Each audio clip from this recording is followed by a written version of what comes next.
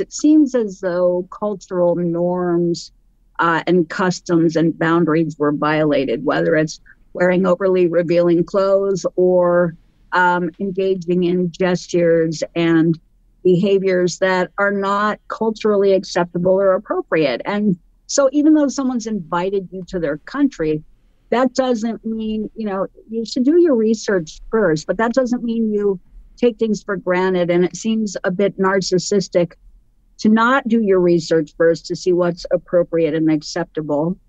In other words, in any country I've ever seen, you don't go and hug somebody's husband. And eye contact should be with the woman, not with the husband if you're female. Like, there are certain things that we innately know as women, but that are also customary common sense when traveling abroad. But if someone is a narcissist, I don't think that they would, do the research or be in tune with that, because they're so self-focused and reactive and reacting from a place that is self-centered. It has been a disastrous week for the Sussexes. Not only does it look like they're going to lose their $100 million 5-year deal with Netflix, their Colombian tour was a disaster and has opened up to the world the cracks in the marriage. So there is no one else who I would rather speak to than Meghan Markle's estranged sister, someone who knows her better than most, Samantha Markle, live from Florida. Sam, look, I want to come to the Colombia tour in just a moment. But first, can we talk about how significant it is that Netflix looks like they're going to cut Harry and Meghan loose, given that your sister tried so hard to keep this deal, including befriending Ted Sarandos, who is the co-chief executive of Netflix, his wife. There they were together at the Beyonce concert. Even that doesn't seem to have done the trick, Sam. Are you surprised? No, not really, because, at the end of the day, in spite of all the elbow rubbing and schmoozing and friendships, you still have to deliver. And it seems, I think, we've kind of observed that it's been a series of disasters, seemingly from the beginning. The lies, the things not panning out, things that didn't seem like they were being delivered. And we don't know what that contract looked like, but I'm sure it was disappointing to Netflix executives to have to deal with all of the drama, the disappointments. And, I think had they been professional, honest, and had they had a plan, a lot of it might have panned out a lot better. But, several Hollywood executives, I think, coined it perfectly. And they had some not so nice things to say. And, I think word gets around in Hollywood. You got to deliver. You have to be professional, on your game, honest. And they expect that. But, there are millions of dollars riding on that and people relying on that. So if you don't deliver, tough to come back from, I think. Well, one of the sad ironies in this, Sam, is that actually one man who knows Hollywood far better than your sister is your father, Thomas Markle, who is an Emmy winner, worked for decades in the industry. He could have actually given Meghan some advice, couldn't he? Because you're completely right, Sam. It's actually a small town. Word gets around. Once Bill Simmons at Spotify is describing you as an effing grifter, the other studios don't want to go anywhere near you. Right. Well, like the old saying, you got to be careful who you, quote, screw on the way up, because they're the people you have to face on the way down. It's an old saying and so true. Is your dad disappointed that it hasn't worked out? I don't think he's personally invested in her success now. He gave her all the tools. He hoped that she would be professional and have integrity personally. And I think those things have been a disappointment for him all the way around. And so at this point, it's anything goes. I think it's almost laughable to us in the family and seemingly to Hollywood executives. But you make your bed, you sleep in it. Yeah, I mean, what's really interesting, though, is that I've reported this week exclusively on my Substack that King Charles is actually really concerned about Harry and Meghan losing the Netflix deal, which might sound surprising. It's not that he wants them to keep making these terrible shows trashing the royal family, nothing to do with that. It's all about the money, Sam, because he has this innate fear inside of him that eventually Harry and Meghan are going to run out of money and that they are going to return cap in hand, asking for handouts. You know that Charles is already caught up in this difficult situation with Prince Andrew. Again, that is all about money. Do you think that Charles is right to have those sorts of fears, or do you think Harry and Meghan are so good at grifting that they will be able to find someone else to fund their exorbitant lifestyle? Oh no, I think he's justified in those fears because remember back in the day, reportedly he said he felt like an ATM. So I don't think he wants to be an ATM again. Clearly, they live, beyond their means. Their expenses have increased compared to what they were when they first got married. So yeah, he must be having cold sweats over the issue. Yes, well, he is.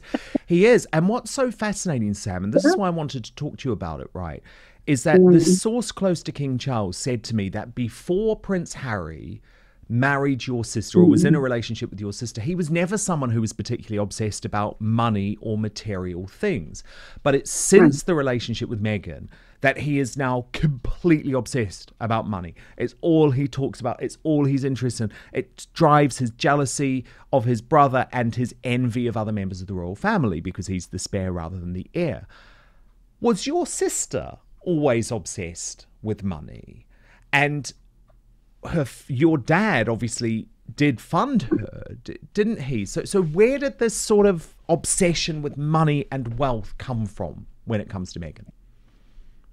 In my opinion, it, just like my dad said, it seemed like it started after the Soho House. So yeah, most young women work hard, like nice things, but at one point it changed and it seemingly became insatiable.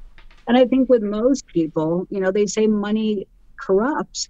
You get more money, you want more money, you spend more money, your lifestyle becomes more lavish, and you get caught up in this lifestyle that is just never ending, like you're spinning your wheels. And look at people like Tom Shadyac, the director who's known for becoming a minimalist. I think there's something to be said for downsizing your lifestyle, letting go of the people that you paid to manage people who manage your things. It's just a vicious cycle, and it's really expensive. So I don't know. My advice would be, hey, try and become minimalist. See how that works. Yeah, we're doing the opposite from what we hear, though, Sam. They want another mansion closer to Hollywood, maybe in Malibu.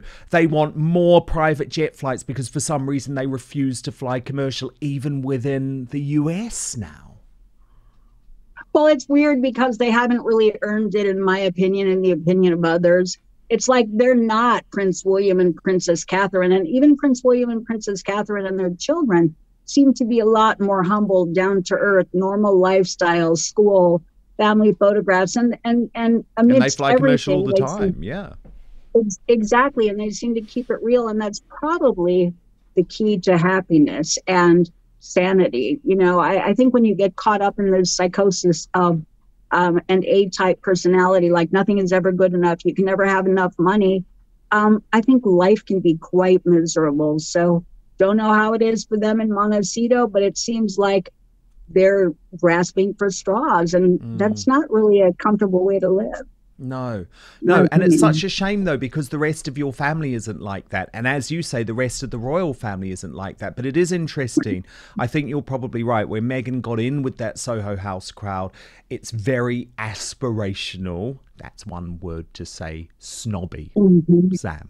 Really. Well, here's my other take on that, Dan, is that, as you see, if you want to juxtapose the royal family, the real royal family, with them in Hollywood, in my opinion, it seems like they're filling voids. People who do that and get caught up in never having enough, being insatiable, I think they're compensating for something intrinsic, for something else that they're lacking. And in my opinion, when you're grasping at those material extrinsic straws, you're never going to have what's really important. So Maybe they need to do some soul searching, get some counseling, and just slow down, breathe, Yeah. get real, get honest. Might change things for them.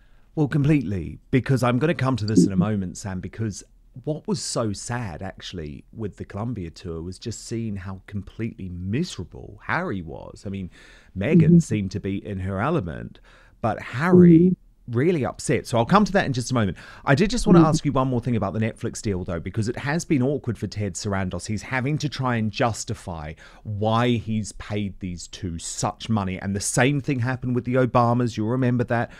He signed them on an astronomical figure. They delivered a few more hits than Harry and Meghan, but not much. And he had to end the deal, even though he personally likes them. So they're now on some sort of first look deal, but that's on much, much less money. Now, the thing about Harry and Meghan is that Sarandos tries to justify it by saying, oh, they're so popular in the UK. Everyone wants to watch them in the UK. And he says, oh, it doesn't matter if you love or hate them, you're really intrigued with them. Now, that might be true to a certain extent, but the thing is, doesn't Netflix need success in America rather than just the UK? They do, but I think for a lot of people, from my viewing perspective, and according to friends and others I've spoken with, and seemingly to Hollywood executives and A-listers, is that I think there was this buzz in the beginning, and they had more bankability, quote, than they do now. And the attacks on the royals happened, and the strings of lies happened, and there was so much going on that I think damaged the brand, and that I think made them less bankable, and made it, sort of disconcerting for those who had invested in them and given them money up front in their contracts. It was probably like, oh my God, what are we going to do now? There's all this controversy, and it's stigmatizing the project. So, and reportedly, I had heard that executives were trying to figure out how to sidestep that, repackage it, but you can't.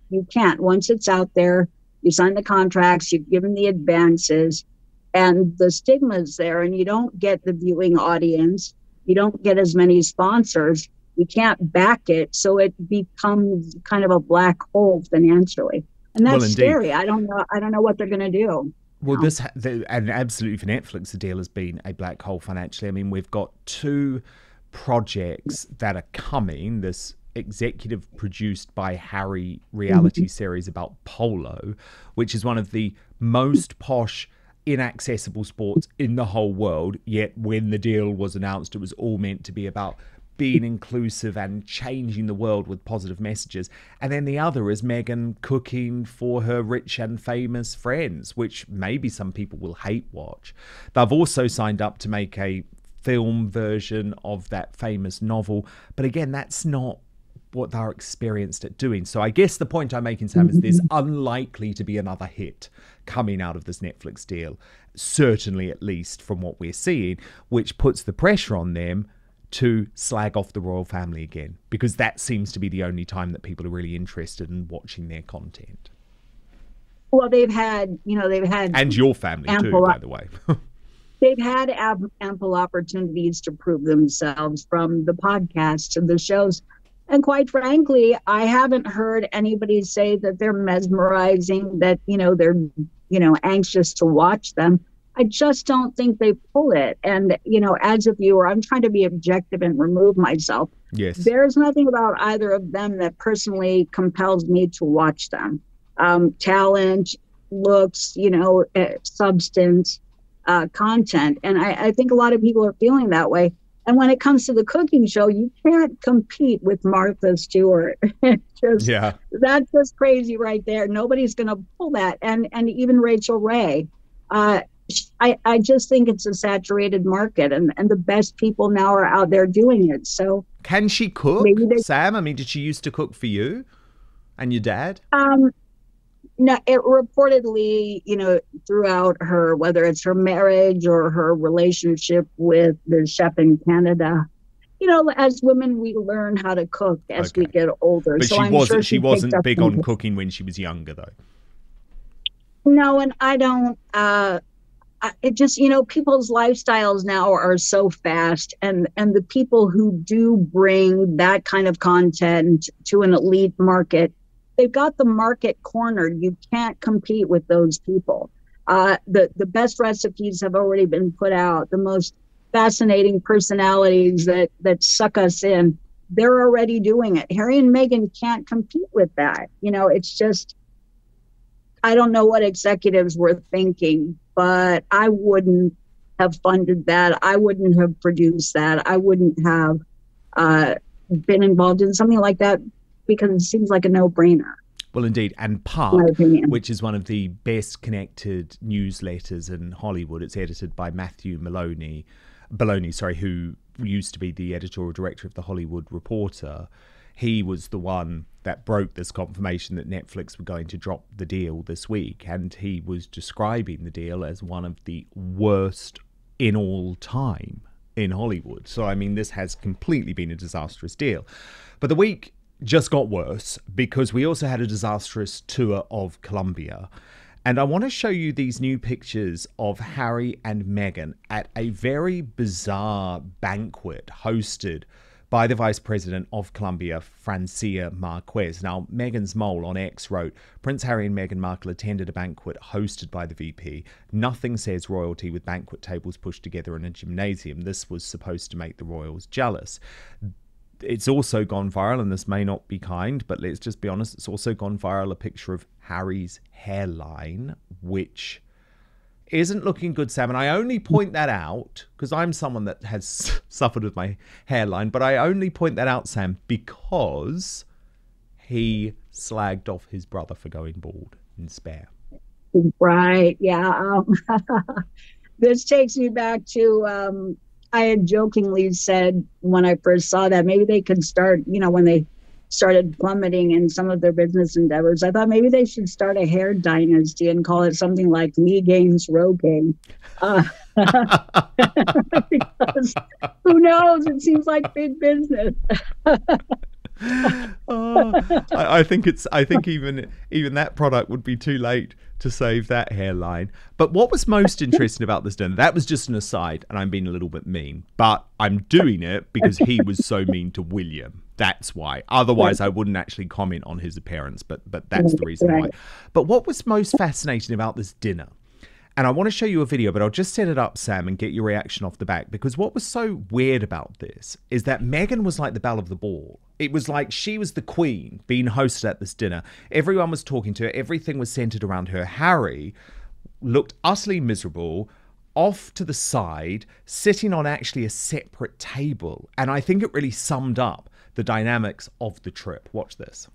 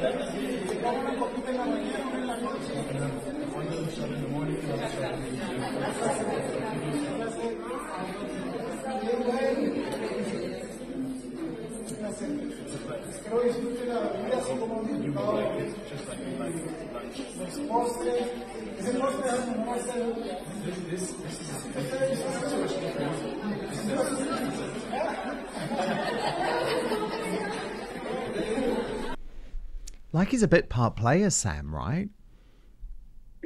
Yeah, it just, the whole thing to me looks like, I mean, and this is not an insult to Colombia, but I kind of think it's much ado about nothing. It feels like a luncheon after a bake sale. It feels like, and reportedly there weren't a lot of people there. So I just think, I would really love to see South Park do a cool spin on this, because it's part of the privacy tour that is so weird. They're not in any official royal duty. They're not authorized by the United States. They're not, they might be trying to drum up some business, but it's not an official royal anything. It's like you or I going to another country with a bullhorn and trying to drum up some media.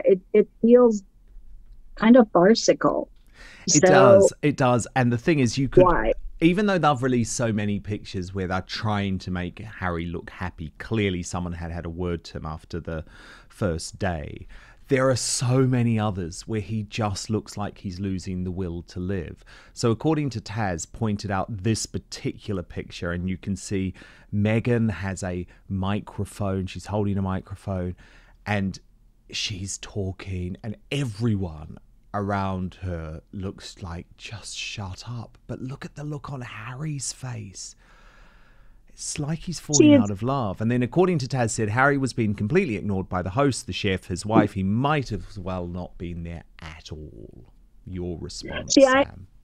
I think he's kind of getting it now. It seems like in this context, he seems disappointed because it seems like he would love for it to be at the level of his mother's ventures and humanitarian outreach and traveling. And so in his heart, it seems like he wants that. But once he gets in this situation with her, they're not cutting it. It seems disconnected and surreal. And I was reading an interesting article in the Hindu Times where, reportedly he wants to get back to his British lifestyle and the way things were. And my gut feeling on that was, wow, you should have thought of that when you wrote Spare and attacked your family. Yeah, you should have thought about that when A, B, C, and D. And although the Hindu Times didn't address that, they tried to act like it was kind of trivial that there's this rift in the royal family. They're forgetting and circumventing the fact that he has created this because he wanted to pursue Hollywood, or he was reportedly coached by her and just got caught up in the swell of it. But you know what? Grown-ups don't act like that. And if you care and you're mature, hindsight's 20/20. But I think you get over this kind of devastating hindsight when you're like 15. Yeah. And is he going to get back to that? I don't think he'll ever have that again, because I feel like he's lost his credibility. I don't know how it's going to work out for him. No, but I think it's too late. But first, I only talk to you about products on this show that are life-changing. This one's personal, but the guys will get it. And let me tell you, this is the perfect gift if you are a wife or a girlfriend looking to treat your husband or boyfriend. Let me tell you, men want grooming to be a one and done deal, but the days of using the same trimmer for your face and your private parts, how gross, are over. Thanks to our friends at Manscaped. They've come up with the ultimate package to keep you trimmed from 12 to 6. Introducing the Beard and Balls bundle, featuring the Lawnmower 5.0 and the Beard Hedger. No, not this sort of lawnmower, but this product provides precision trimming for all areas, even the sensitive ones, and will get him as manicured as freshly cut grass. So I'm talking about a trimmer for the moneymaker, another for the boys downstairs. And this trimmer gets it right the first time, being gentle on the skin in all your delicate places. With 2 interchangeable skin-safe blade heads, you can choose between a precise trim or a smooth finish, and it's waterproof, so you can trim in the shower and avoid making a mess everywhere. Now let me tell you about the Beard Hedger. Whether you're going for a neat stubble like me today or a full-on lumberjack look, it has you covered because it features a titanium-coated stainless steel T-blade and 20 length options. You can achieve any style you want with just a twist of the zoom wheel. Just like the lawnmower, the Beard Hedger is also waterproof, so you can handle your beard grooming right in the sink or shower without worrying about water damage. And with up to 60 minutes of runtime and an LED charge indicator, you'll never be caught mid-trim with a dead battery. This is genuinely such a gentle product, so no more cuts. You'll keep your loved one very happy, and using this product will really increase your confidence. The great news is today you can get 20% off and free shipping by using the code Outspoken when you check out at www.manscaped.com. I'll put the link right now in our show notes on YouTube and Rumble, but it's 20% off and free shipping using the code Outspoken at www.manscaped.com. No more juggling multiple tools or dealing with subpar results. Just efficient, effective grooming wherever you need it for the premium grooming experience. Trust Manscaped. I think it's too late. Yeah. Look, there were certain red lines and he crossed them, didn't he, Sam? And he didn't just cross them with his brother and father. He also crossed them with the British public when he started attacking Catherine and revealing personal text messages and conversations with the Queen and his father, not to mention the lies about racism within the royal family, which he then had to admit actually were just made up. He tried to deny that Meghan had never claimed to Oprah Winfrey that there was a racist within the royal family. It's like, do you think we're stupid? We saw it with our own eyes. But sometimes, Sam, things that we see with our own eyes are not reported by the mainstream media. And I was one of the only people, along with Angela Levin earlier in the week, to reveal to the world this really shocking moment. Let's have a look at it, and I'll sort of explain what happened. But it was after one of their events, and Meghan goes in on the vice president's husband. She hugs him or has some sort of interaction with him. And Francia Marquez charges over and seems utterly furious about it. And Harry has to separate the pair of them. Now, let's have a look at this.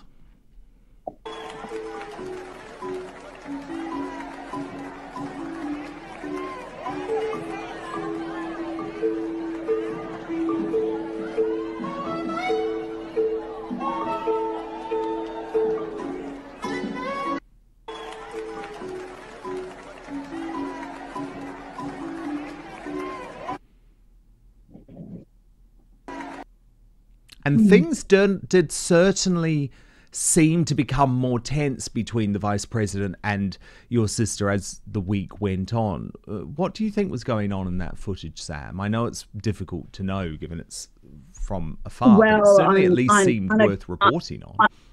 Yeah, on a couple of these trips, it seems as though cultural norms and customs and boundaries were violated, whether it's wearing overly revealing clothes or engaging in gestures and behaviors that are not culturally acceptable or appropriate. And so even though someone's invited you to their country, that doesn't mean, you should do your research first, but that doesn't mean you take things for granted. And it seems a bit narcissistic to not do your research first to see what's appropriate and acceptable.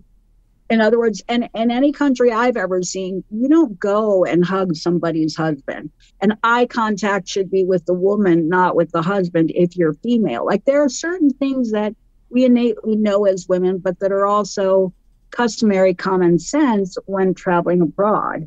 But if someone is a narcissist, I don't think that they would, A, do the research, or be in tune with that, because they're so self-focused and reactive and reacting from a place that is self-centered. So, yeah, I wouldn't have done that. I don't know many women who would. And seemingly there are repercussions for that. It's the awkwardness. And I think that hurts friendships. And here again, this is why when we talk about them against the Constitution, using their titles to gallivant around the planet and even discuss politics or social media, whatever the issue is, the potential is there for harming foreign relations because, in my opinion, they're like bulls in China shop. They're not authorized. They're not doing their homework about what is culturally appropriate.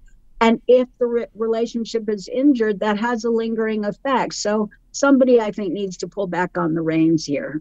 Big time. Perhaps fascinating analysis, though, in terms of why it may have happened. And I think you're completely right. It's that degree of narcissism.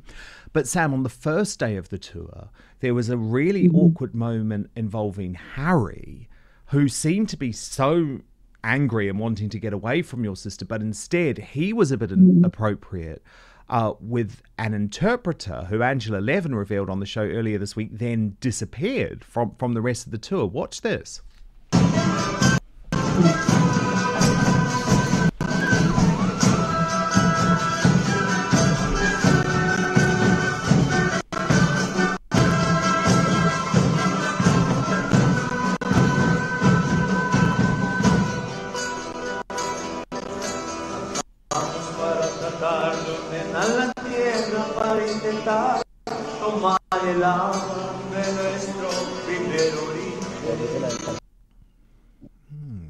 Now, not a good moment, was it? The body language was odd. Yeah, in my opinion, he was very, if you look at his body, it was slightly turned towards the translator and away from Meghan. And a lot of people have thought, oh, he's just being, casual and friendly and comfortable. But I think it was more than that. And it seems like she grabbed his hand, his arm, to sort of rein him in, like, I'm watching you. I see what you're doing. I mean, that's the way it came across for me. And he seemed irritated by that. Like, let me be. I'm talking to her. Is she a jealous person, Sam? I wouldn't say, not spending time with her now. I can't say that. Was she when she was young?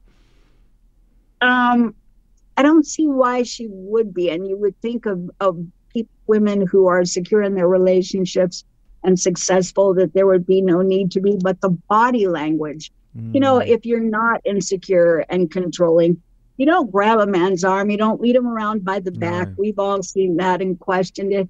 So where's that coming from? Yeah. And then the next day, what was so odd, Sam, is it's like the next day we got this very over-the-top public display of affection, very over-the-top dancing. It was as if someone had said to Harry, look, you've got to change because people are talking about this. Watch.